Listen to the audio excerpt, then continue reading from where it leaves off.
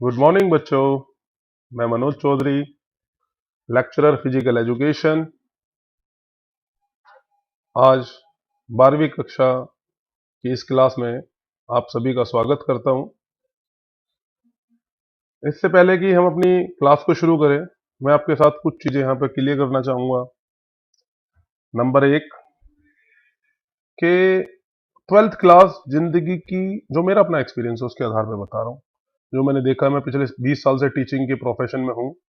Twelfth class जिंदगी की सबसे मोस्ट इंपॉर्टेंट क्लास होती है, जो बच्चे की दिशा को निर्धारित करती है कि बच्चा आगे चल के किस फील्ड को अपने जीवन के अंदर अपनाएगा। अब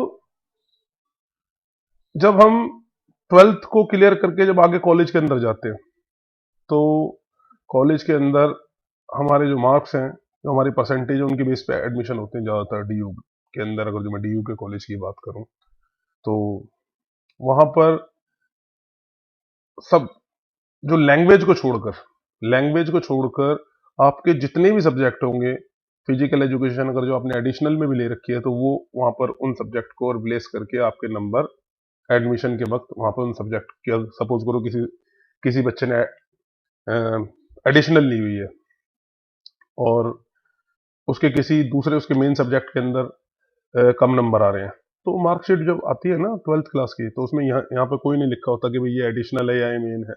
जिसके जिन चार सब्जेक्ट के अच्छे नंबर होंगे, उन चार के एग्रीगेट के परसेंटेज के आधार पे आपका एडमिशन हो जाएगा। और फिजिकल एजुकेशन, मैं तो ये कहूँगा, ना केवल एक ऐसा सब्जेक्ट है जिसमें मार्क्स अच्छे लिए जा सकते हैं, बल्कि मैं कहूँगा जिंदगी से जुड़ा हुआ सब्जेक्ट, जिंदगी से जुड़ा हुआ। मैंने अपने जीवन के अंदर बड़े एक्सपीरियंस देखे हैं। अभी कितनी बड़े पीछे हमारे महामारी चल रही है दिल्ली के अंदर भी, और पूरे इंडिया के अंदर हम देख रहे हैं, वर्ल्ड के अंदर, इंडिया में नहीं बल्कि वर्ल्ड के अंदर हम देख रहे हैं कितने लोग मरे। पर लेकिन कुछ लोग ऐसे भी हैं जो बीमार भी हुए और उनसे रिकवर भी किया, ठीक भी हुए। कुछ ऐसे जो बीमार ही नहीं हुए, है ना। तो जो व्यक्ति फिजिकल एजुकेशन को अपनी जिंदगी के अंदर अपना लेगा, एक चीज तो मैं पक्का बता रहा हूं कि जिसने अपनी जिंदगी के अंदर फिजिकल एजुकेशन को अपना लिया और इसके रूल्स को फॉलो किया, इसकी गाइडलाइंस को फॉलो किया, इसके गाइडलाइंस को अपने जीवन में उतार लिया, इसकी प्रैक्टिसेस को अपने जीवन में उतार लिया, वो फिर सफेद कोट से सिर्फ एक ही आदमी बचा सकता है आपको। एक ही चीज है जो आपको बचा सकती है, वो है फिजिकल एजुकेशन। तो बेटा, फिजिकल एजुकेशन को ना केवल नंबरों के लिए पढ़ना, बल्कि अपने जीवन में जो उसके जो जो भी चीज आप यहाँ पे ट्वेल्थ क्लास में मेरे से सीख के जाओ, कुछ, क्योंकि जो हमारा जो ट्वेल्थ का जो सिलेबस है वो बहुत इंटरेस्टिंग है और जिंदगी से जुड़ा हुआ है। आपके जीवन भर काम आने वाली शिक्षाएं हैं। बहुत सारे इसमें ऐसे टॉपिक्स हैं कि ऐसे नहीं है कि आपने पढ़ा, नंबर लिया और छोड़ दिया, ना ना ना ना, ऐसे नहीं है। आप जो पढ़ोगे वो आपके जीवन भर काम आएगा। दूसरी चीज, मैं इससे पहले कि अपनी क्लास शुरू करूं, मैं कुछ चीज यहाँ पे क्लियर कर दूं आपको। देखो बेटा, 10 तक क्या होता है कि हम पढ़ते हैं 10 तक, और हम थ्योरी और प्रैक्टिकल में मिला करके हमें पास किया जाता है। यानी कि बच्चा थ्योरी में कितने नंबर लिए और प्रैक्टिकल में कितने नंबर लिए, दोनों के सब्जेक्ट्स के नंबर को मिलाएंगे। उसके बाद देखते हैं 33% नंबर हैं तो उसे पास कर देते हैं, और नहीं है तो फेल कर देते हैं। पर 11th और 12th में इसके जो रूल्स हैं वो चेंज हो जाते हैं। जैसे कि जैसे कि आपको प्रैक्टिकल में अलग पास होना है और थ्योरी के अंदर आपको अलग पास होना है। कोई बच्चा ये सोच रहा होगा कि मेरे मेरे थ्योरी में बड़े अच्छे नंबर आ जाएंगे और मैं प्रैक्टिकल के अंदर अच्छे से परफॉर्म ना करूं। अगर वो बच्चा, चाहे आपके उसके थ्योरी के अंदर अबव 90% नंबर भी हैं और प्रैक्टिकल में फेल है, तो फेल है वो ओवरऑल। अभी बता रहा हूँ। या कोई ये सोच रहा हो कि मैं प्रैक्टिकल में बहुत अच्छा परफॉर्म कर लूंगा, 30 नंबर का प्रैक्टिकल होता है हमारा, कि मैं 30 में से 30 ही ले आऊंगा, मैं बड़ा अच्छा स्पोर्ट्समैन हूँ, और थ्योरी में ना पढ़ूं, फिर तो 33% के लिए मुझे 3 ही नंबर लाने में, नहीं, ऐसा नहीं है भाई। आपको थ्योरी में सेपरेट पास होना है और प्रैक्टिकल में आपको सेपरेट पास होना है। थ्योरी का जो हमारा पेपर है वो 70 मार्क्स का आता है, प्रैक्टिकल का जो हमारा पेपर है वो 30 मार्क्स का आता है। थ्योरी में 70 में से हमें 23 नंबर लेने होते हैं पास होने के लिए, और प्रैक्टिकल में 30 में से 10 नंबर हमें लेने होते हैं पास होने के लिए। पीछे कोरोना के इस टाइम पीरियड के अंदर अ, हमने देखा कि बड़ा वर्ल्ड के अंदर बड़े चेंजेस आए, स्कूल भी बंद थे, हम भी आपस में एक दूसरे से कांटेक्ट में नहीं आ पाए। तो सरकार ने भी बड़ी कोशिश की कि बच्चों तक जो शिक्षा है वो किसी न किसी माध्यम से पहुंचाई जाए। तो आज ऑनलाइन क्लासेस के माध्यम से, जैसे कि मुझे डायरेक्शंस मिली है पीछे मेरे डिपार्टमेंट से, मैं भी एक छोटा सा प्रयास कर रहा हूँ कि मैं आपको यहाँ पे जो जो क्लासरूम टीचिंग के अंदर जो हम आपको जो शिक्षा देनी थी, मैं उसे ऑनलाइन के टीचिंग के माध्यम से आप तक पहुंचा सकूं। और मेरा प्रयास रहेगा, प्रयास नहीं कमिटमेंट है, कि आपको बिल्कुल नहीं लगेगा कि आप क्लासरूम टीचिंग के अंदर आपको ज्यादा मिलता था और इसमें आपको कम मिला। ये मैं कमिटमेंट कर रहा हूं लेक्चर देने से पहले। और लेक्चर के दौरान एक बात और बता देता हूं, जो भी लेक्चर के दौरान जो भी आप सुनोगे, जो आप समझोगे, उसे बड़े आसान शब्दों के अंदर आपने अपने नोट्स में ट्रांसफर करना है और उसे ही याद करना है। बुकिश लैंग्वेज जरूरी नहीं है कि भाई बिल्कुल बुकिश लैंग्वेज लिखे, कंसेप्ट क्लियर होने चाहिए। आप अपनी लैंग्वेज में लिखो आंसर, नो प्रॉब्लम। मेरे इस अपने एक्सपीरियंस के अंदर मैंने जो मेरे 20 साल का टीचिंग का एक्सपीरियंस, मैंने बहुत सारे ऐसे बच्चे देखे। मैंने कभी अपने जितने भी स्टूडेंट्स को मैंने टीच किया, मैंने कभी नहीं कहा कि आप बुकिश लैंग्वेज लिखो, नहीं। बुकिश लैंग्वेज नहीं चाहिए, आपके अपने शब्द होने चाहिए, भावार्थ और जो कंसेप्ट है वो ठीक होना चाहिए। बस ये चाहिए कि जो हम लिख रहे हैं उसका अर्थ, उसका जो मीनिंग है वो बिल्कुल एकदम सही दिशा के अंदर होना चाहिए। क्योंकि कुछ बच्चे मेरे साथ मैं अपने स्कूल के बच्चों को तो टीच करता हूँ, शायद ये जो मेरा वीडियो है कई और स्कूल्स के बच्चों के पास भी ये, मुझे ऐसा लगता है जोन 11 के जितने हमारे स्टूडेंट्स हैं उनके पास तो जरूर पहुंचेगा। तो मैं यहाँ एक चीज बता देता हूँ, बच्चों के मन में ये जिज्ञासा भी होगी, सर किताब कौन सी खरीदें, हम बुक कौन सी खरीदें इसके लिए। बुक बेटा आपने देखो, सरस्वती पब्लिकेशन की अच्छी है बुक, गोल्डन की अच्छी है, न्यू गोल्डन की अच्छी है, कई ऐसे पब्लिशिंग हाउस है जिनकी बुक्स अच्छी है। अब अच्छी का डेफिनेशन क्या है? बुक्स वो अच्छी होती है जिसकी लैंग्वेज आसान हो, जो हमें पढ़ने में समझ में आए। आप हिंदी में लिखिए, टिपिकल हिंदी की जरूरत नहीं है, आसान शब्दों का इस्तेमाल कीजिए। और आपने क्या करना है, एक नोटबुक बनानी है, रजिस्टर बनाना है। जैसे आज आपका एक फर्स्ट जो हम पहला यूनिट शुरू करेंगे, उसके अंदर जितने भी मैं आपको टॉपिक टीच करूंगा, आप मेरे टॉपिक्स को, मेरी वीडियो को रिकॉर्ड कीजिए, बार बार सुनिए, उन टॉपिक्स को बार बार समझिए, और मेरी जो समझाया हुआ प्लस अपने जो मैंने बोला उसको अपने शब्दों में उतार करके बुक से मदद लेते हुए अपने नोट्स तैयार कीजिए। नोट्स का मतलब क्या होता है कि ऐसी लैंग्वेज जिसे आप एग्जाम टाइम में पढ़ें तो वो उस टाइम आपको परेशान ना करे, एक बार पढ़ते ही जो आपको याद हो जाए। अगर मैं आपसे कह रहा हूं नोट्स बनाने के लिए और आप बुक को एज इट इज उतार रहे हैं रजिस्टर के अंदर, नोटबुक के अंदर, तो यूजलेस है बेटा। फिर तो बुक के अंदर वो जो आपकी जो किताब है उसके अंदर छपा ही हुआ है, आपको रजिस्टर में उतारने से क्या फायदा होना, नहीं, कुछ नहीं होना। आपने क्या करना है, मेरे लेक्चर सुनने हैं, जो मैं कंटेंट्स बताऊंगा उनको ध्यान से सुनना है, उनके अंदर जो मीनिंग है उनका ध्यान से सुनना है, अपने शब्दों में उसको उतार करके इजी वर्ड्स के अंदर नोट्स फॉर्म के अंदर लेके आना है। कुछ एग्जाम्पल्स हैं, उन एग्जाम्पल्स को फॉलो कीजिए। एग्जाम्पल्स अपने आंसर के अंदर, अपने जो नोट्स हैं उनके अंदर ज्यादा से ज्यादा डालिए, ताकि जो आपके जो आंसर की जो वर्थ है वो बढ़ जाए। तो इसी उम्मीद के साथ कि जो ये जो हमारा सेशन है ये बिल्कुल अच्छा होगा और आपको जरा सा भी मिस नहीं होगा कि we are not learn in the classroom, कि हम क्लासरूम में पढ़ रहे हैं, ऐसा नहीं होगा। आपको लगेगा उससे भी अच्छा कहीं माहौल के साथ में पढ़ाने की कोशिश करूंगा। बेटा, इस जो हमारा जो थ्योरी का जो पोर्शन है उसके अंदर 10 चैप्टर्स हैं, 10 चैप्टर्स हैं, 70 नंबर का पेपर आता है थ्योरी का हमारा इस साल। अभी हमने देखा जैसे कि जुलाई तक अभी तक स्कूल खुले नहीं है, और 31 जुलाई तक आगे ऑर्डर भी है कि स्कूल ना खुले। तो कोशिश रहेगी कि क्या नाम है, आपको ऑनलाइन टीचिंग के माध्यम से ही ज्यादा से ज्यादा आपका सिलेबस कवर करा दिया जाए। सरकार ने क्या किया है, आपका जो सिलेबस है वो 30% रिड्यूस भी कर दिया, कम भी किया है।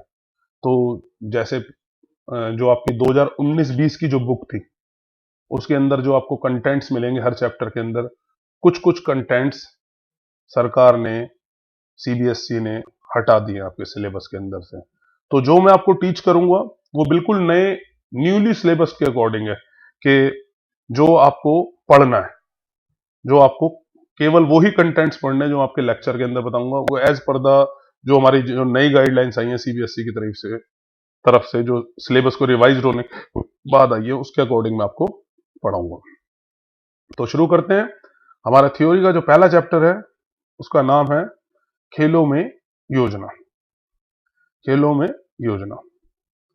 हमारे बहुत सारे ऐसे बच्चे हैं जो बहुत अच्छे स्पोर्ट्समैन भी रहे होंगे, जिन्होंने बहुत अच्छे अच्छे लेवल के ऊपर टूर्नामेंट्स में भी भाग लिया होगा। कुछ ऐसे हैं जिन्होंने स्कूल लेवल के टूर्नामेंट्स में भाग लिया है, कुछ ऐसे हैं जिन्होंने जोनल लेवल्स पे लिया है, कुछ ऐसे बच्चे हमारे जिन्होंने स्टेट लेवल के ऊपर लिया, कुछ ऐसे भी होंगे जिन्होंने नेशनल लेवल तक, इंटरनेशनल लेवल तक खेल रखा है। तो बहुत सारे बच्चों ने, मेरे कहने का यहाँ पे अभिप्राय ये है कि टूर्नामेंट के अंदर पार्टिसिपेट किया हुआ है, चाहे वो छोटे लेवल पे हो चाहे बड़े लेवल पे हो। तो जो हमारा जो पहला पार्ट है, जो यूनिट 1 है खेलों में योजना, तो वो कहीं ना कहीं टूर्नामेंट के अराउंड ही घूम रही है। टूर्नामेंट से रिलेटेड ही जो चीजें हैं इसके अंदर हम ज्यादा से ज्यादा पढ़ेंगे और जो हमारे सिलेबस के अंदर है। देखो, इस चैप्टर को 4 हिस्सों में डिवाइड किया गया था। पहला है योजना का अर्थ एवं इसके उद्देश्य, दूसरा है टूर्नामेंट, तीसरा है इंट्रामुरल टूर्नामेंट एवं एक्स्ट्रामुरल टूर्नामेंट, चौथा है विशिष्ट खेल कार्यक्रम। जो नीचे के दो हैं, इंट्रामुरल टूर्नामेंट तथा एक्स्ट्रामुरल टूर्नामेंट और विशिष्ट खेल कार्यक्रम, इनको सीबीएसई ने आपके सिलेबस से हटा दिया है।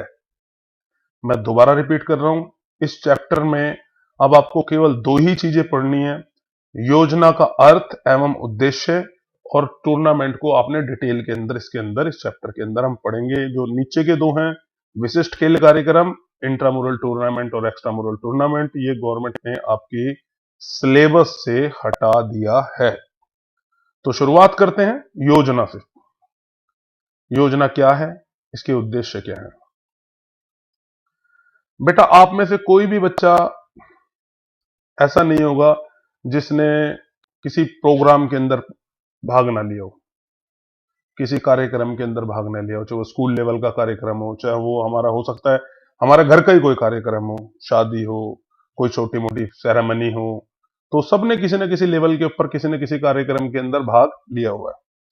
मैं आपसे पूछना चाहता हूं, क्या हम किसी भी कार्यक्रम को ऑर्गेनाइज करने के लिए, ऑर्गेनाइज का मतलब तो किसी भी कार्य को करने के लिए, क्या हम अकेले कर सकते हैं उसे, अगर जो थोड़े बड़े लेवल का है? नहीं, हम अकेले बिल्कुल नहीं कर सकते। जितने बड़े स्तर का कार्यक्रम होता चला जाएगा, उसको ऑर्गेनाइज करने के लिए हमें अपने साथियों की जरूरत पड़ेगी, सहायक की जरूरत पड़ेगी। उनकी मदद से ही जितने भी बड़े लेवल का आप कार्यक्रम ऑर्गेनाइज करने जाओगे, आप देखोगे कि आप अकेले नहीं कर पाओगे, आपको मैन पावर की जरूरत वहां पे आपको पड़ेगी ही पड़ेगी। किसी भी कार्यक्रम को ऑर्गेनाइज करने से पहले, किसी भी कार्यक्रम को ऑर्गेनाइज करने से पहले हम उस कार्यक्रम के लिए योजना बनाते हैं बेटा। यस, प्लानिंग करते हैं। प्लानिंग में हम क्या करते हैं कि जो हमने आगे आने वाला जो जो हमने कार्य करना है, जो आने वाले समय में जो हमने कार्य को करना है, उस कार्य को हम किस प्रकार से करेंगे। योजना के अंतर्गत हम क्या डिसाइड करते हैं कि भाई जो हमने भविष्य के अंदर जो कार्य करना है उसको हम किस प्रकार से करेंगे, किस किस मेंबर्स की क्या क्या ड्यूटीज होंगी, कौन सा मेंबर किस काम को करेगा, कौन डायरेक्शंस देगा, प्रबंधन किस तरह का होगा, सुपरविजन किस तरह का होगा, डेलीगेशन ऑफ वर्क यानी कि जो कार्य का जो डिस्ट्रीब्यूशन है वो किस तरह का होगा, है ना। किस तरह से हम उस जो हमने कार्यक्रम ऑर्गेनाइज करना है, किस तरह से हम उसे अच्छे से अच्छा बना करके कुशलता पूर्वक आयोजित करके उसे सफल बना सकते हैं। ये डिपेंड करता है हमारी एक ही चीज के ऊपर, जो फर्स्ट है वो है प्लानिंग, जिसे हम हिंदी में बोलते हैं योजना। अगर प्लानिंग गड़बड़ाई, आपने प्लानिंग को ढंग से नहीं किया, तो आप कितने ही मैन पावर ले लो, कितने ही रिसोर्सेज ले लो अपने पास, फिर आपका वो कार्यक्रम सफल सफलता से ऑर्गेनाइज, सफलता से नहीं कराया जा सकता। उसके अंदर कुछ ना कुछ कमी रह जाएगी और कहीं ना कहीं वो आपको बड़ी प्रॉब्लम के अंदर डाल देगा। अब योजना की अगर जो मैं डेफिनेशन देखूं तो बहुत सारे व्यक्तियों ने योजना की डेफिनेशंस अलग अलग तरीके से दी हुई है। योजना एक पूर्व निर्धारित प्रक्रिया है, जैसे मैंने बताया था, प्री डिसाइडेड, जो कार्यक्रम को होने से पहले जिसका निर्धारण किया जाए और जिसका संबंध किससे होता है, भविष्य में होने वाले कार्य के निर्देशन, प्रबंधन तथा उसके सुव्यवस्थित आयोजन से जिसका संबंध होता है। यानी कि योजना के अंदर हमने क्या क्या चीज डिसाइड करनी है। एक तो पहली चीज आई निकल के प्री डिसाइडेड है, पहले ही हम इसका निर्धारण कर लेते हैं। दूसरा क्या कि जो योजना के अंतर्गत हम किन किन चीजों को देखेंगे कि भाई डायरेक्शंस कौन देगा, निर्देशन किस प्रकार के होंगे, प्रबंधन किस प्रकार का होगा, कार्यक्रम का संचालन किस तरह से किया जाएगा, ओवरऑल जो कार्यक्रम का आयोजन है वो किस तरह से हम करें ताकि वो कुशलता पूर्वक संपन्न हो जाए। तो योजना की बड़ी छोटी सी डेफिनेशन कि योजना एक पूर्व निर्धारित प्रक्रिया है जिसका संबंध भविष्य में होने वाले कार्य के निर्देशन, प्रबंधन, संचालन तथा उसके सुव्यवस्थित आयोजन से होता है। अब दूसरा इसी के अंदर टॉपिक है योजना के उद्देश्य, कि भाई योजना जो हम प्लानिंग करें क्यों करें। अगर प्लानिंग हम कर रहे हैं कोई भी कार्यक्रम करने से पहले, तो प्लानिंग हम क्यों करें। तो देखो बेटा, प्लानिंग करने के जो उद्देश्य हैं वो एक एक करके हम यहाँ पे समझेंगे और मैं कुछ एग्जांपल्स भी दूंगा बीच में ताकि आपको अच्छे से और समझ में आ जाए। पहला जो उद्देश्य है वो लिखा अच्छा तालमेल, कि तालमेल अच्छा होना चाहिए। आपने घर के अंदर आपके फैमिली में भी कोई ना कोई मैरिज हुई होगी कभी ना कभी, मैरिज है ना। अब मैरिज के अंदर देखा होगा आपने कोई घर का मेंबर कार्ड बांटने का कार्य कर रहा है, कोई शॉपिंग का कार्य कर रहा है, कोई हलवाई से रिलेटेड चीजों को प्रबंध कर रहा है, कोई डेकोरेशन से रिलेटेड चीजों को प्रबंध कर रहा है। तो पूरा का पूरा घर जो है एक यूनिट की तरह काम कर रहा होता है ना, ऐसा ही होता है ना। तो अब जब ये डिफरेंट जो लोग हैं, जो भी यूनिट्स हैं, कोई जो शादी के अंदर जो कोई डेकोरेशन से रिलेटेड काम देख रहा है, कोई कार्ड बांटने से रिलेटेड देख रहा है, अलग अलग मेंबर्स के अलग अलग वर्क है क्या। पर अगर इन मेंबर्स के बीच में कोऑर्डिनेशन नहीं होगा, इनके बीच में अच्छा तालमेल नहीं होगा, तो क्या होगा पता है, पैनिक क्रिएट होगा, दिक्कतें बढ़ेंगी। एक छोटा सा एग्जांपल देता हूं। कार्ड बांटने के लिए आप गए, आपने देखा कि इस रूट के ऊपर मेरे 10 फैमिली के जो मेहमान हैं जिन्हें मैंने इनवाइट करना है, और उस रूट पे अगर जो आपकी प्लानिंग प्रॉपर नहीं, आप गए, आप 9 को तो कार्ड बांटा है और एक को आप कार्ड नहीं बांट के आए, तो पता लगेगा आपको फिर दोबारा वापस घूम के जाना पड़ेगा, है ना। खर्चा भी लगा, दोबारा टाइम भी लगा। तो प्लानिंग के अंदर क्या है, एक तो हमारी जो जो भी हमने प्लानिंग के अंदर सबसे पहली चीज क्या, तालमेल जरूर अच्छा होना चाहिए। आपस में जितने भी व्यक्ति उस कार्यक्रम को संचालन करने में लगे हुए हैं, उनके बीच में कोऑर्डिनेशन जो है वो जरूर अच्छा होना चाहिए। कोऑर्डिनेशन अगर तो अच्छा नहीं होगा तो कहीं ना कहीं गलती होने की संभावना बढ़ जाएगी। ये तो मैंने मैरिज का एग्जांपल दिया। ये जो चैप्टर्स है अभी मैंने समझाने के पॉइंट ऑफ व्यू से दिया है मैरिज का एग्जांपल, पर ये जो चैप्टर है ये हमारा रिलेटेड है चैप्टर किस चीज से, टूर्नामेंट से। तो अब मैं जितने भी एग्जांपल्स दूंगा, जितनी भी बात करूंगा, टूर्नामेंट के पॉइंट ऑफ व्यू से करूंगा। आप टूर्नामेंट, अगर जो मैं टूर्नामेंट कोई ऑर्गेनाइज कर रहा हूं तो मैं अकेला नहीं करा सकता। टूर्नामेंट ऑर्गेनाइज करने के लिए कोई टूर्नामेंट की डेकोरेशन में लगा होता है, कोई टूर्नामेंट की ट्रांसपोर्ट कमेटी में काम कर रहा होता है, कोई टूर्नामेंट को ऑर्गेनाइजेशन कमेटी के अंदर होगा, कोई टेक्निकल कमेटी के अंदर होगा। अलग अलग कमेटीज के अंदर लोग बाग टूर्नामेंट को ऑर्गेनाइज करने के लिए काम कर रहे होते हैं। अगर इन कमेटीज के बीच में अच्छा सा कोऑर्डिनेशन नहीं होगा तो क्या होगा, कहीं ना कहीं सूचनाओं का जो आदान प्रदान है वो कम हो जाएगा, और कहीं ना कहीं सूचनाओं के आदान प्रदान की कमी के अंदर हमें कहीं ना कहीं दिक्कत का सामना करना पड़ सकता है। इसलिए योजना का, प्लानिंग का सबसे बड़ा जो सबसे पहली चीज निकल के आती है वो है कि जितने भी हमारे डिफरेंट फैकल्टीज हैं जो उस कार्यक्रम को करने में इन्वॉल्व हैं, उनके बीच में अच्छा तालमेल होना चाहिए। दूसरा, गतिविधियों पर नियंत्रण होना चाहिए। जितने भी आप मैंने बताया, जैसे टूर्नामेंट को ऑर्गेनाइज करने के लिए डिफरेंट फैकल्टीज हैं, किसकी किसका कार्य क्या है, उसे क्लियर कट पता होना चाहिए कि भाई ये फैकल्टी ने ये काम करना है, इसकी लिमिटेशन से इसको इतना ही काम करना है, इसे बियॉन्ड जाके इससे काम नहीं करना। तो हर चीज कब करना है, कैसे करना है, तो एक एक चीज के ऊपर जो है डायरेक्शंस क्लियर होनी चाहिए।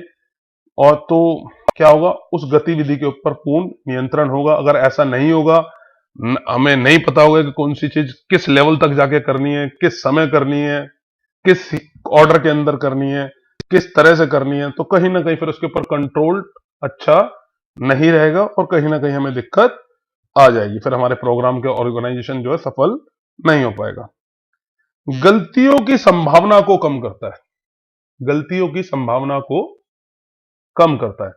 जैसे मैंने बताया कि टूर्नामेंट के हम ऑर्गेनाइज करने जा रहे हैं और पता लगा जी हम एक इक्विपमेंट लाना भूल गए, मैच अभी शुरू होने वाला है और मैच के अंदर जो मेन इक्विपमेंट है हम वही लाना भूल गए, तो उस समय क्या आप सोच सकते हो कितनी दिक्कत होगी, कितनी पैनिक वाली स्थिति क्रिएट हो जाएगी। तो एक छोटी सी गलती कई दफा पूरे के पूरे टूर्नामेंट को दिक्कत में डाल देती है। मैंने कई बार ऐसा अनुभव भी किया है, मैंने देखा भी है। एक टूर्नामेंट था, टूर्नामेंट के अंदर वेइंग होनी थी प्लेयर्स की, तो वेइंग के अंदर पता लगा, weighing machine on the spot पता लगा कि नेशनल का टूर्नामेंट था कि वेइंग मशीन नहीं चल रही। अब वेइंग मशीन, ये तो जो इक्विपमेंट हमारी जो कमेटी है उसकी रेस्पॉन्सिबिलिटी थी कि भाई पहले टूर्नामेंट शुरू होने से पहले ही चेक कर ले कि जो हमारे जो इक्विपमेंट्स हैं whether they are properly working और नॉट। उस समय पता लगा कि वो जो मशीन है वो खराब है। दो मशीन थी, दोनों की दोनों खराब। अच्छे लेवल, नेशनल लेवल के टूर्नामेंट की बात बता रहा हूं। और वहां पर दिक्कत आई, 2 घंटे 3 घंटे लग गए उन मशीन को रिप्लेस कराने में, दूसरी मशीनें आई।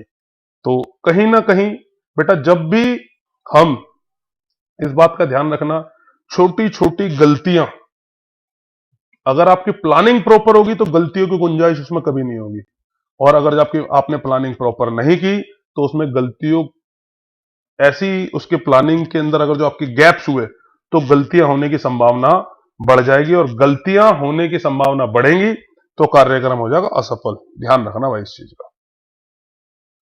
आकस्मिक दबाव को कम करना, एकदम से पता लगा, जैसे मैंने भी थोड़ी देर पहले बोला कि मैच शुरू होने वाला है, मैच शुरू होने से पहले पता लगा कि भाई जो हमारा जो इक्विपमेंट्स है वो प्रॉपर नहीं चल रहा, या जो हमारी जो मेन चीज है वो काम नहीं कर रही, तो उस स्थिति के अंदर क्या होगा बेटा, एकदम अनसर्टेन प्रेशर आएगा आपके ऊपर, क्योंकि आपने सोचा ही नहीं था कि वो स्थिति भी आ सकती है। और अगर वो स्थिति आई तो उस स्थिति के अंदर अगर कोई अनसर्टेन ऐसी स्थिति आ गई जिसके अंदर ऑन द स्पॉट आपको लगा कि यार ये तो कोई चीज दिक्कत कर गई और जिसकी वजह से टूर्नामेंट स्पॉइल हो सकता है, उस कंडीशन में क्या होगा, आपको पैसा ज्यादा खर्च करना पड़ेगा, रिसोर्सेज का मिसयूज होगा, धन ज्यादा, क्या नाम है, समय भी ज्यादा लगेगा, और उसके साथ साथ आपका जो टूर्नामेंट का जो आयोजन है वो कहीं ना कहीं खतरे में भी पड़ सकता है।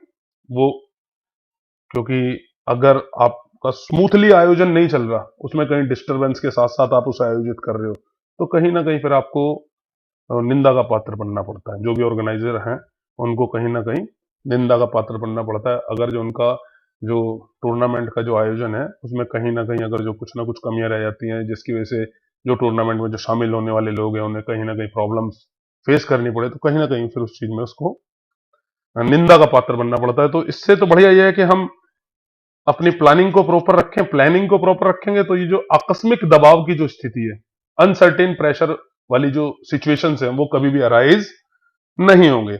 अगर आपने टूर्नामेंट की प्लानिंग की एक एक चीज को अगर जो आपने बहुत ध्यान से देखा और बहुत ध्यान से अगर जो आपने उसका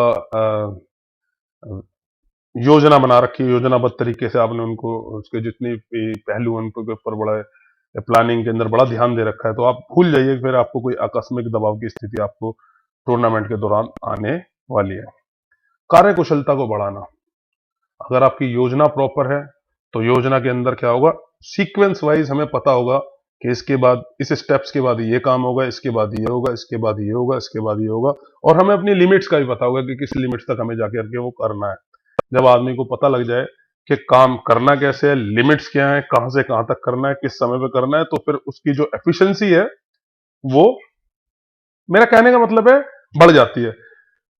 अगर आपको कोई चीज अच्छे से पता लग जाए किसी भी काम के बारे में कि इस टाइम करना है, इतने बजे करना है, यहां से लेके यहां तक करना है, मेरी रिस्पॉन्सिबिलिटी इतनी है, यहां से लेके यहां तक मेरे को ये चीज करनी है, और आपको आपके किए जाने वाले जो भी आप जिस कार्य की आपको जिम्मेदारी दी गई है, अगर जो आपको उसके बारे में भली भांति पता लग जाए, तो ये मान के चलना कि फिर वो जो आपकी जो वर्किंग एफिशिएंसी है ना उस काम को करने की, वो डेफिनेटली बढ़ जाएगी।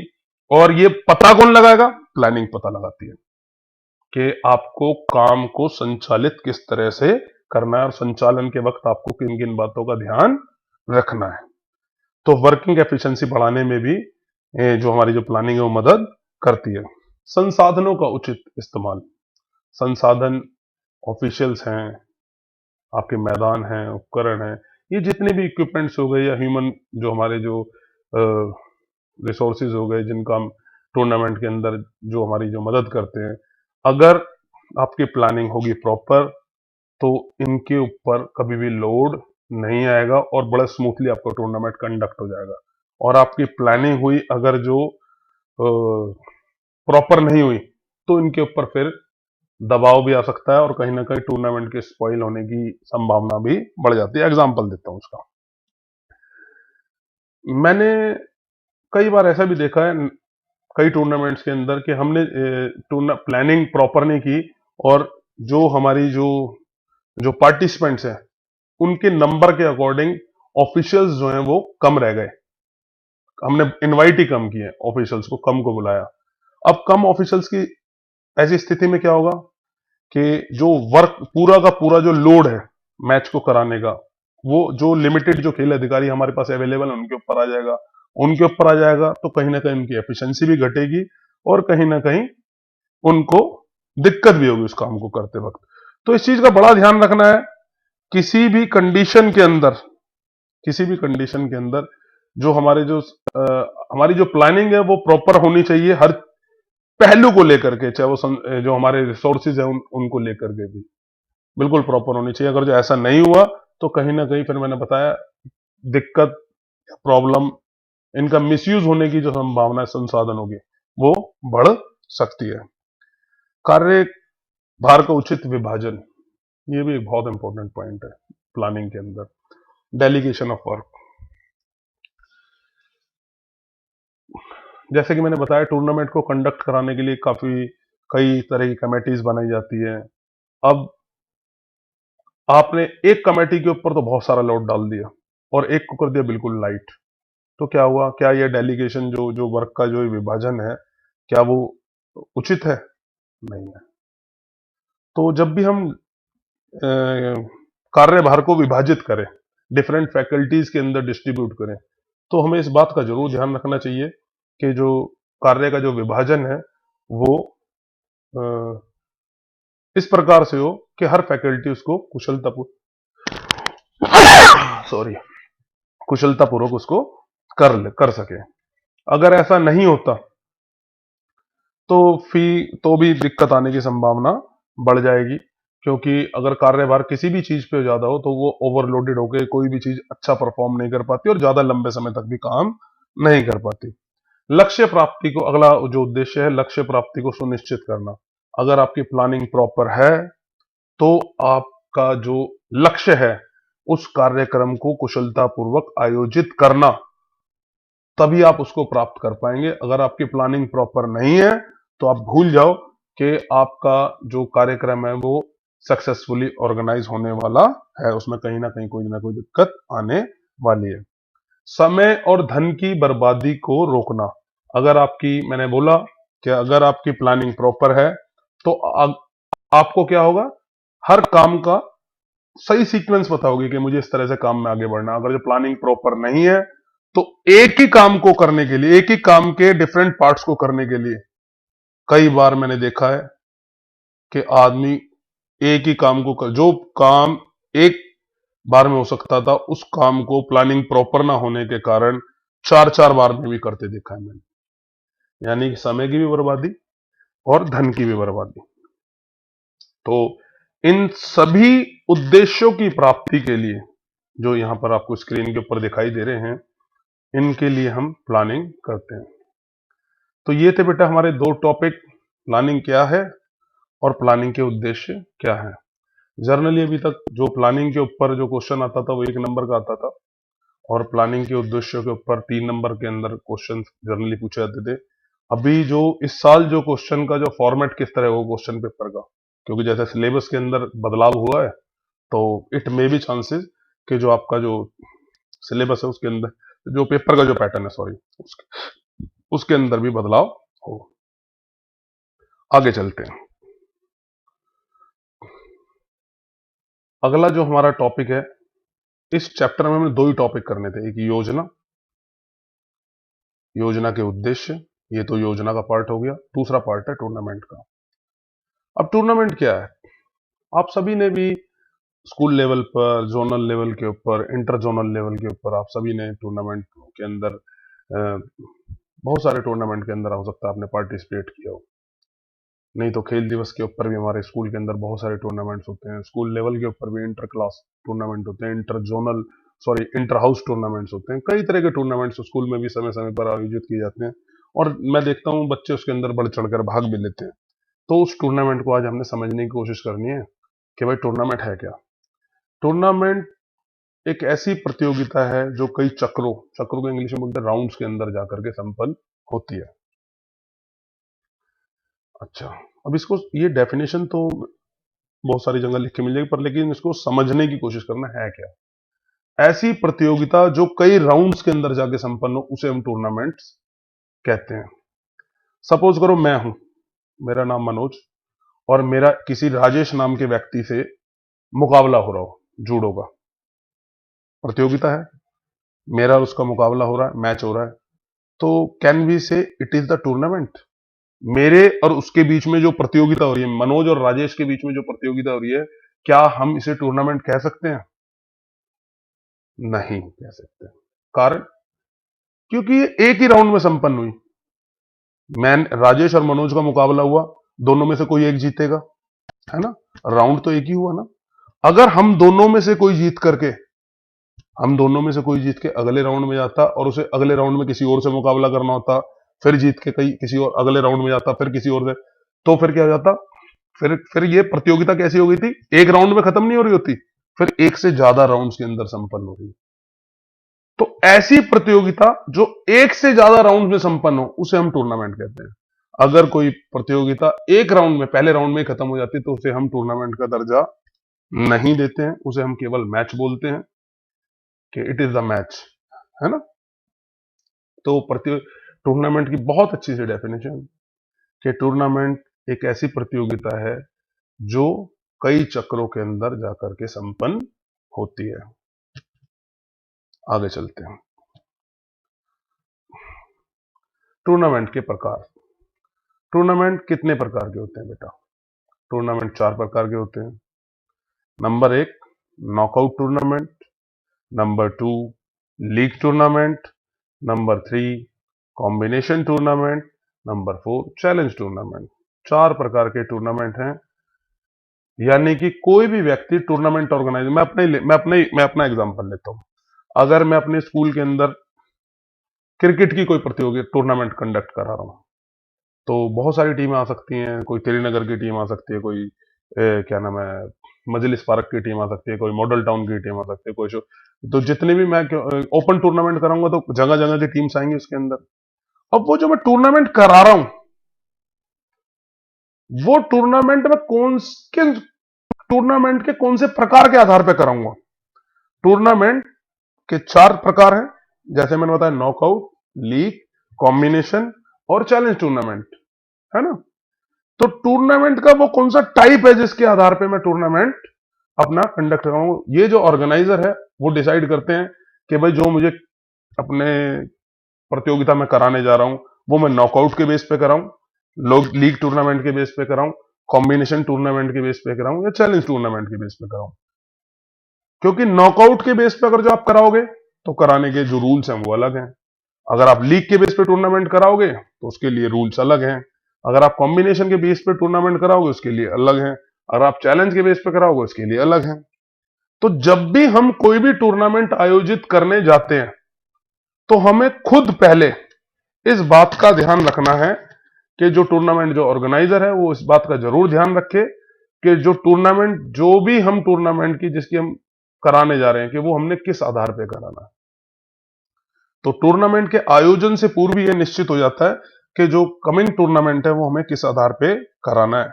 ठीक है, अब इनके टूर्नामेंट के प्रकारों को एक एक करके समझने की कोशिश करते हैं। सबसे पहले बात करेंगे बेटा नॉकआउट टूर्नामेंट की। नॉकआउट टूर्नामेंट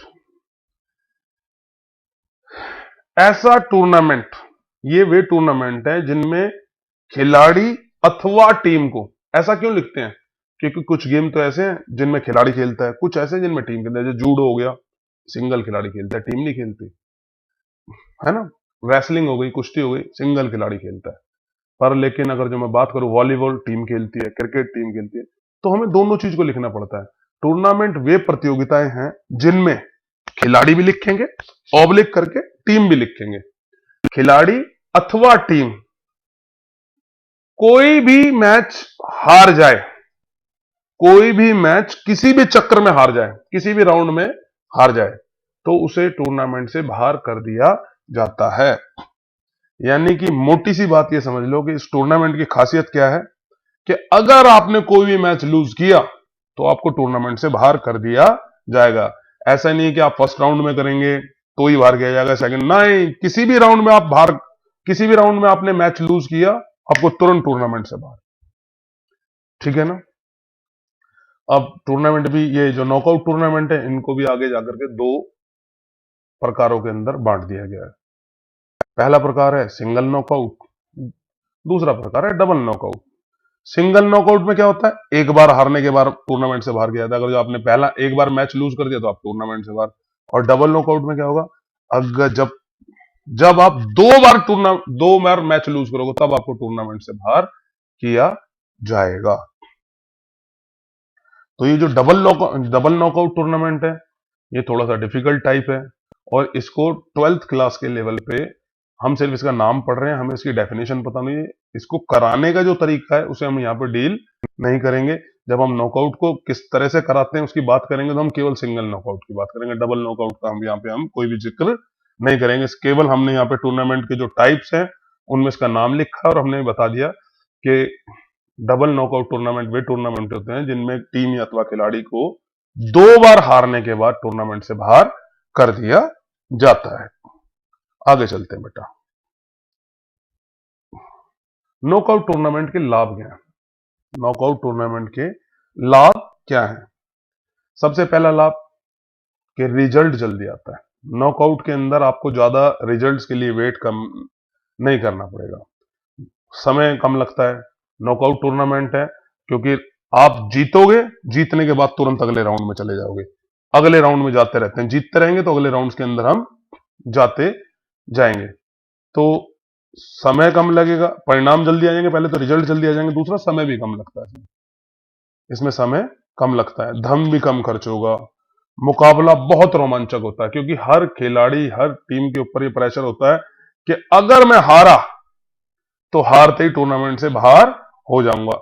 इस हारने का जो ये डर है, जो बाहर होने का जो ये डर है, इसके कारण हर टीम, हर खिलाड़ी बड़ा जोर से, बड़ा क्या नाम है, बड़ा अपने दम में दम लगा करके मैच को जीतने का प्रयास करता है।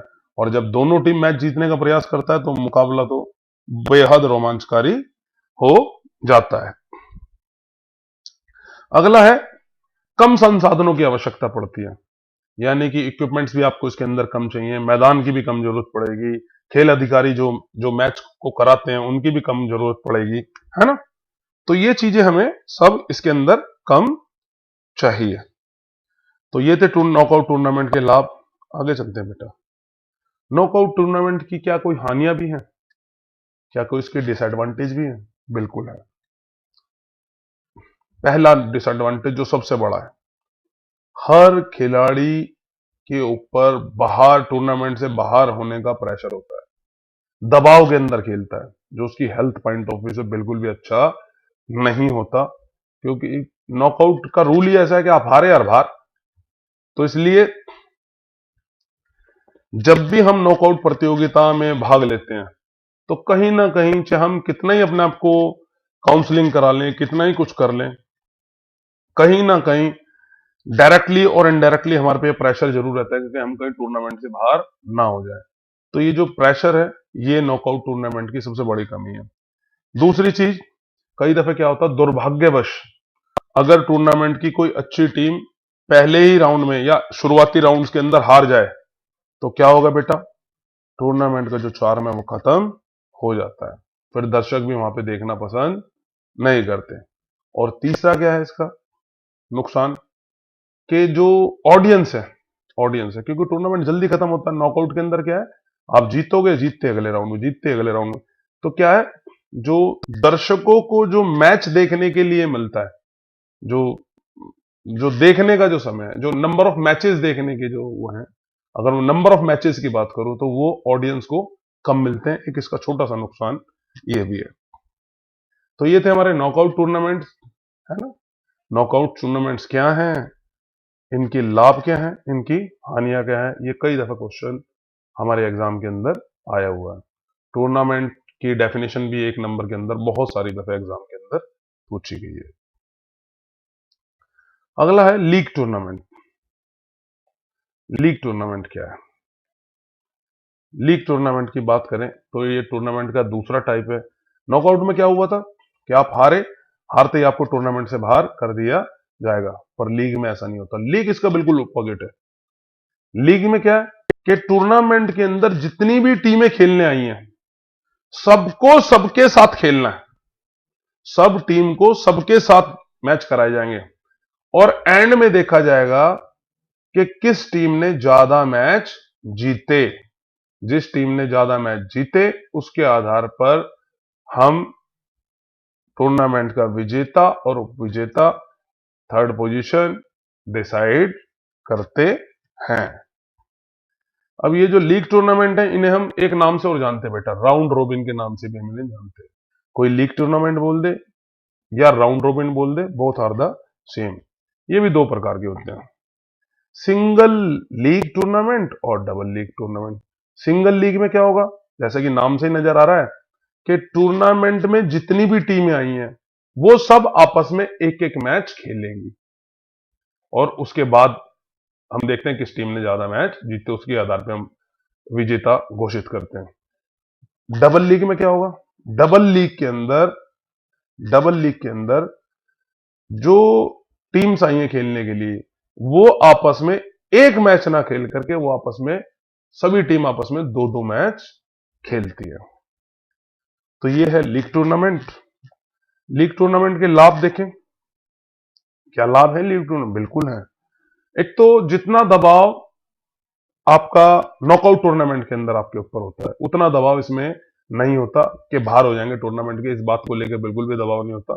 तो कहीं ना कहीं खिलाड़ियों के जो जो दबाव की स्थिति वो कम होती है, जो उनकी हेल्थ पॉइंट ऑफ व्यू से अच्छी है।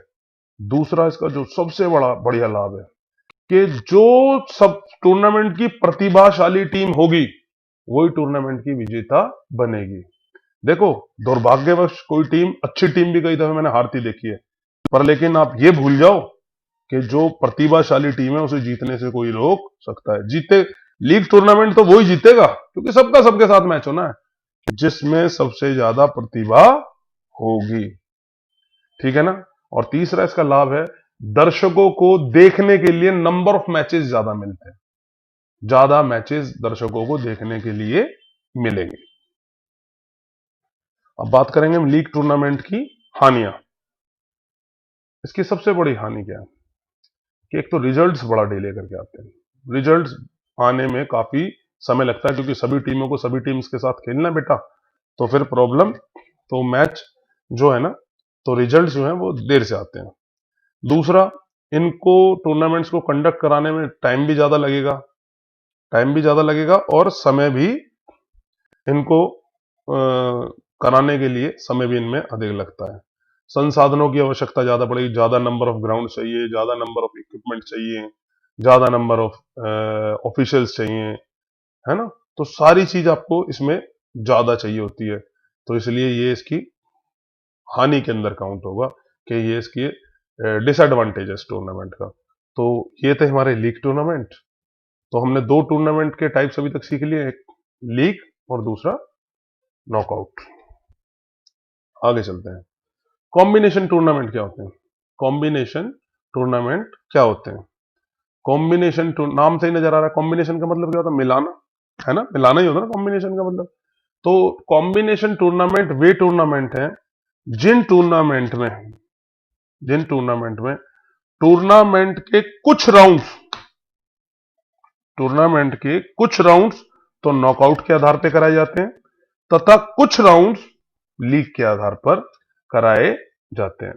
मैं दोबारा बोलता हूं, कॉम्बिनेशन टूर्नामेंट्स वे टूर्नामेंट्स है जिसमें टूर्नामेंट्स के कुछ राउंड्स तो नॉकआउट के आधार पर कराए जाएंगे और कुछ राउंड्स लीग के आधार पर कराए जाएंगे। ठीक है। अब ये जो राउंड्स के आधार पे, क्योंकि मैंने बताया कॉम्बिनेशन में दोनों कुछ राउंड्स लीग के आधार पे होंगे, कुछ नॉकआउट के आधार पे होंगे, तो इन दोनों के जो कॉम्बिनेशन के आधार पे हम इन्हें चार हिस्सों में डिवाइड किया गया, यानी कॉम्बिनेशन टूर्नामेंट चार तरह के होते हैं। नॉकआउट कम नॉकआउट, नॉकआउट कम नॉकआउट, यानी कि जो शुरुआती राउंड्स हैं वो भी नॉकआउट के आधार पे होंगे और जो बाद में आने वाले राउंड्स हैं वो भी नॉकआउट के आधार पर होंगे। लीग कम लीग, यानी कि जो शुरुआती जो राउंड्स हैं वो भी लीग के आधार पे होंगे और जो बाद में होने वाले जो मैचेस हैं वो भी लीग के आधार पर होंगे। नॉकआउट कम लीग, नॉकआउट कम लीग का मतलब है तो शुरुआती जो मैच है वो नॉकआउट के आधार पर होंगे और जो आगे आने वाले जो राउंड्स वो लीग के आधार पर होंगे। लीग कम नॉकआउट, यानी कि शुरुआती जो मैचेस हैं उस टूर्नामेंट के वो लीग के आधार पर होंगे और जो बाद के आने वाले जो राउंड्स हैं वो नॉकआउट के आधार पर होंगे। ये जो नंबर ऑफ जो राउंड्स है, ये सॉरी नंबर ऑफ राउंड्स कह रहा हूं, जो टाइप्स ऑफ जो कॉम्बिनेशन टूर्नामेंट्स है, जब हम इनका फिक्सचर समझेंगे तो और वहां पर इनकी जो स्थिति है और ज्यादा क्लियर हो जाएगी। अभी कुछ हो सकता है कुछ बच्चों को भी यहाँ पे थोड़ी सी ये क्लियर ना हो पाई हो, पर जब मैं इसका पिक्चर थोड़ा सा बना के बताऊंगा आपको तो इसकी स्थिति बिल्कुल एकदम क्लियर हो जाएगी। आगे चलते हैं बेटा। तो अभी तक हमने तीन तरह के टूर्नामेंट पढ़े। नंबर एक knockout tournament, number two league tournament, number three combination tournament. चौथा टूर्नामेंट की टाइप है चैलेंज टूर्नामेंट, जो आपके सिलेबस में नहीं है, तो इसको मैं यहां पर आपको नहीं समझा रहा हूं। ठीक है। आपको केवल तीन ही तरह आप जब आपसे टूर्नामेंट के प्रकार के नाम पूछेंगे तो आपने नाम चारों के लिखने, पर लेकिन जब आपको उन प्रकार को अगर जो एक्सप्लेन करने के लिए आए तो केवल आपने तीन को ही लिखना है, चौथे को आपने चैलेंज को नहीं लिखना, वो आपके सिलेबस के अंदर नहीं है। आगे चलते हैं। ये जो क्वेश्चन है कि टूर्नामेंट को आयोजित करने वाली समितियां, कमेटीज को बोलते हैं इंग्लिश में, कमेटीज को। देखो बेटा, कोई भी टूर्नामेंट आप में से बहुत सारे बच्चों ने नेशनल लेवल के ऊपर पार्टिसिपेट किया होगा। अब नेशनल लेवल के टूर्नामेंट में क्या होता है, कोई टीम हरियाणा से आ रही है, कोई पंजाब से आ रही है, कोई महाराष्ट्र से आ रही है, कोई गोवा से आ रही है, कोई आपका तमिलनाडु से आ रही है, यानी कि भारत के हर स्टेट से टीम आती है उस प्रतियोगिता में भाग लेने के लिए। अगर भारत के सभी स्टेट्स की टीम प्रतियोगिता में भाग लेने के लिए पहुंच रही है तो इस तरह के टूर्नामेंट को हम नेशनल टूर्नामेंट के नाम से जानते हैं। हर खेल का हर वर्ष नेशनल टूर्नामेंट आयोजित कराया जाता है। सपोज करो जूडो की बात करूं, मेरा स्पेशलाइजेशन जूडो है तो मेरे को जूडो से थोड़े से एग्जांपल्स में ज्यादा बोलता हूं। जूडो का अगर हम टूर्नामेंट की बात करें तो हर कैटेगरी के अंदर, स्कूल लेवल पे ले लो, चाहे आप जूनियर लेवल पे ले लो, चाहे सीनियर लेवल पे ले लो, चाहे सब जूनियर लेवल पे ले लो, हर लेवल का टूर्नामेंट हर साल judo federation of India conduct कराती है। ऐसे ही हर खेल से जुड़ी हुई जो फेडरेशंस हैं वो हर साल उस खेल का टूर्नामेंट कंडक्ट कराती है। अब टूर्नामेंट कंडक्ट कराने के लिए सपोज करो पिछले साल मैंने देखा, जैसे कि हमने यहाँ पर स्कूल नेशनल का जो जो टूर्नामेंट था अंडर 19 का, वो हमारे पास ही था, यहाँ पर दिल्ली के पास ही था। यहाँ पे आयोजित करना था दिल्ली के अंदर, छत्रसाल स्टेडियम के अंदर। तो क्या टूर्नामेंट को, मैं भी उसका एक भाग था, मैंने भी उस टूर्नामेंट के आयोजन के अंदर, I am one of the जो member of the committee, working working committee का एक मेंबर था मैं भी। तो मैं वहां के कुछ आपको, ये जो मैं देखो, कोई भी चीज, ज्ञान क्या है, मैं एक मिनट इसे शुरू करने से पहले एक छोटी सी चीज बोलता हूँ। ज्ञान क्या है? ज्ञान वो है जो मैंने पढ़ा अपने गुरु से, जो मैंने सीखा और अपने जीवन के अंदर जिसे मैंने इस्तेमाल, जिसको सुनकर सीखकर मैंने अपने जीवन में अपना करके जिसे मैंने इस्तेमाल कर लिया और जिससे मैं लाभान्वित हो गया, वो ज्ञान है बेटा। रट्टा मारा, नंबर लिए और भूल गए, यूजलेस है वो पढ़ाई, बिल्कुल यूजलेस। नंबरों के लिए तो पढ़ना ही नहीं चाहिए। जब आपको नॉलेज हो जाएगी ना, तो नंबर तो अपने आप आ जाएंगे। नंबरों की औकात नहीं है कि नंबर तुम्हारे पास ना पहुंचे। नंबरों को तो मजबूरी बन जाएगी तुम्हारे साथ साथ चलने की।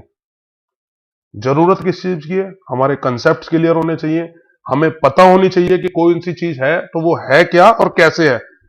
मैं दोबारा बोल रहा हूं, बुकिश लैंग्वेज के कठिन शब्दों को लिखने की बिल्कुल जरूरत नहीं है। आप अपने आंसर में कंसेप्ट ठीक होने चाहिए। जो शब्द जैसे मैं पढ़ा रहा हूं, मैंने अभी तक जितने आपको, जो आपको पीछे के जो टॉपिक्स कराए हैं, मैं बिल्कुल एकदम सरल लैंग्वेज के अंदर बोल रहा हूं। आप ऐसी लैंग्वेज को लिख दो आंसर शीट पे, नो प्रॉब्लम, कोई दिक्कत नहीं जरा सी। पर लेकिन कंसेप्ट ठीक होना चाहिए बेटा। कंसेप्ट ठीक होगा तो नंबर 100% मिलेंगे। ऐसा नहीं हो सकता कि नंबर ना मिले। तो कोशिश करो कि जो भी लिखें सरल लिखें, समझ करके लिखें और ठीक लिखें, तो नंबर तो अपने आप मिलते हैं। फिर हमारा जो अगला टॉपिक है टूर्नामेंट के अंदर, वो है टूर्नामेंट को आयोजित करने वाली समितियां। क्या, मैंने भी बताया, जैसे हमने 76 साल अभी स्कूल नेशनल ऑर्गेनाइज कराया था अंडर 19 का, तो क्या मैं अकेला उस टूर्नामेंट को करा सकता था, या कोई और भी जना आयोजन समिति का, जो कोई भी समिति का कोई भी मेंबर अकेला कंडक्ट नहीं करा सकता? अकेला इतने बड़े लेवल का टूर्नामेंट कोई नहीं कंडक्ट करा सकता। इसलिए हम टूर्नामेंट के आयोजन से पूर्व प्रॉपरली प्लानिंग करते हैं। प्लानिंग के अंदर ही टूर्नामेंट के आयोजन को लेकर के डिफरेंट कमेटीज बनाई जाती हैं। उन हर कमेटी का अलग अलग रोल होता है, रेस्पॉन्सिबिलिटीज होती है, हर कमेटी के मेंबर्स होते हैं, हर कमेटी का एक हेड होता है, जिस हेड के अंदर वो जो उस कमेटी के जो मेंबर्स हैं वो काम करते हैं। और वो जो कमेटी है उसके जो जितने भी उसके जो दायित्व हैं, वो उनको भली भांति समझा दिया जाता है कि आपको ऐसे ऐसे ये करना है।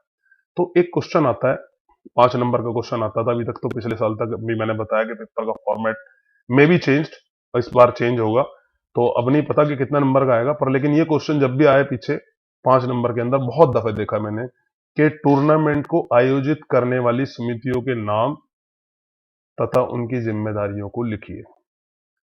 अब टूर्नामेंट की जो समितियां हैं, टूर्नामेंट को आयोजन करने वाली जो समितियां, उन्हें मैं 3 हिस्सों में बांट सकता हूं बेटा। एक तो टूर्नामेंट के आयोजन से पूर्व कौन कौन सी समितियां काम करती हैं। कुछ टूर्ना अगर मैं टूर्नामेंट करा रहा हूं तो कुछ ऐसी कमेटीज होंगी जो टूर्नामेंट के कंडक्ट होने, टूर्नामेंट के शुरू होने से पहले जिन्हें काम करना पड़ेगा। अगर वो काम नहीं करेंगे तो टूर्नामेंट आपका कंडक्ट होने वाला नहीं है, भूल जाओ, क्योंकि उनके काम के ऊपर टूर्नामेंट डिपेंड होता है। कुछ कमेटियां ऐसी होंगी जो टूर्नामेंट के दौरान काम करेंगे। टूर्नामेंट के पूर्व तो करेंगे करेंगे, टूर्नामेंट के दौरान भी उन्हें काम करना पड़ेगा, यानी कि टूर्नामेंट ड्यूरिंग द टूर्नामेंट भी उन्हें काम करना पड़ेगा। और कुछ कमेटीज ऐसी होंगी बेटा जिनको टूर्नामेंट के खत्म होने के बाद भी काम करना पड़ता है। तो एक एक करके हम इन्हें डिस्कस करते हैं कि भाई टूर्नामेंट के आयोजन से पूर्व कौन कौन सी कमेटियां काम करती हैं, क्या उनके नाम है, क्या क्या उनके काम है। दौरान, टूर्नामेंट के दौरान कौन कौन सी कमेटियां काम करती है, क्या उनके नाम है, क्या क्या उनके काम है। इस तरह टूर्नामेंट के उपरांत की कमेटियां भी हम यहाँ पे डिस्कस करने वाले हैं। तो एक चीज और बता दूं छोटा सा, कि ये जितनी भी कमेटीज होती हैं, जितनी भी कमेटीज होती हैं, ये कमेटीज, इन कमेटीज का गठन कौन करता है और किसके, सारी की सारी कमेटियां किसके अंडर काम करती हैं। एडमिनिस्ट्रेटिव डायरेक्टर होता है, जिन्हें हम प्रशासनिक निदेशक बोलते हैं, उसके अंडर हमारी जो कार्यकारिणी कमेटी, जिसे हम इंग्लिश के अंदर, वर्ड मेरे ध्यान नहीं आ रहा है, ये बता दूंगा इंग्लिश के अंदर, जो एग्जीक्यूटिव कमेटी के, हाँ जैसे बोलते हैं कार्यकारिणी जो समिति है, डायरेक्टर के जो अंडर बनती है वो बनती है कार्यकारिणी समिति।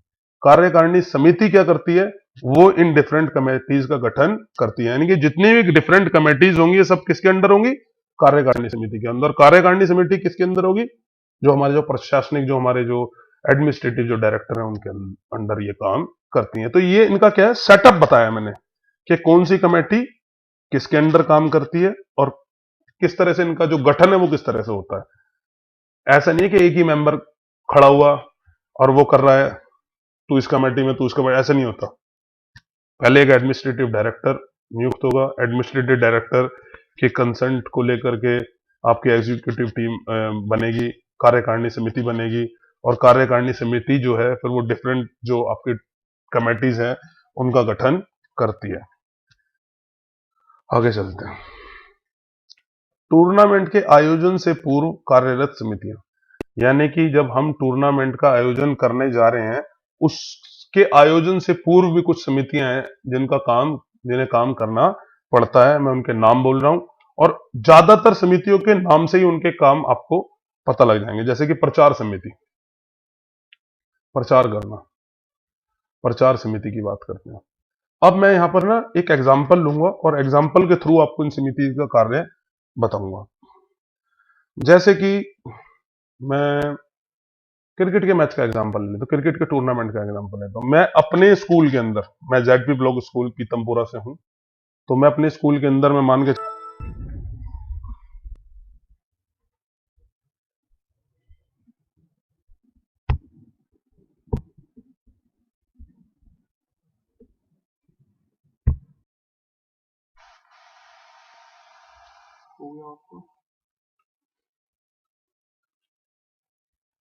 चल,